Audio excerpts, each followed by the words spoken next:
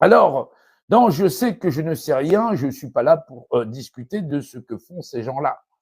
Oui, un ramassis de personnes écervelées, bon pour l'asile, il en est, et qui sont persuadés de vouloir ou de pouvoir régner sur l'ensemble de l'humanité qui serait non plus dotée de principes sachants, de savoir et de connaissances, à commencer par je sais que je ne sais rien, mais au moins je sais que rien est quelque chose puisque je peux le définir. Et si je suis capable de définir quelque chose dans sa valeur d'unité, je suis capable de définir l'image que cela est dans sa valeur d'unité. Oui, c'est très intéressant cette phrase que je viens de dire parce que pour beaucoup, ça a l'air une phrase tout à fait anodine. Elle n'est pas anodine. Anodin, c'est quelque chose qui serait du courant. Et oui, et pourtant c'est du courant, mais ça n'est pas anodin. À quoi ça sert un dictionnaire? Ça sert à définir, ouais, donc une image, oui, une voiture ou je ne sais pas, une moto. Exemple, définir une image qui est ou qui n'est pas et possède un rapport d'unité. Or, ce rapport singulier, on se le fait dans l'esprit, on vient de le verbaliser, on dit Dieu dans le verbe. Eh oui. Et ça, on parle en français.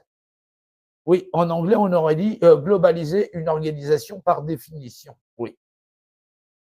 Dieu, c'est la valeur d'unicité dans le principe de verbalisation. Il ne faut pas l'oublier. Et tous les dogmes sont d'accord. Rien de verbalisé ne peut exister sans Dieu ou par Dieu, sans le principe Dieu intégré en dedans, qui fait qu'il est là par Dieu, parce que tout simplement, il est défini.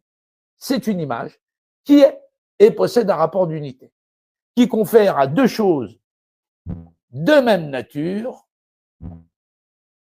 le même rapport d'unicité. Ils sont tous les deux définis, ils possèdent tous une image qui est et possède un rapport d'unité. Et dans ce rapport d'unité, ces deux choses sont identiques, elles sont définies et elles sont donc représentées.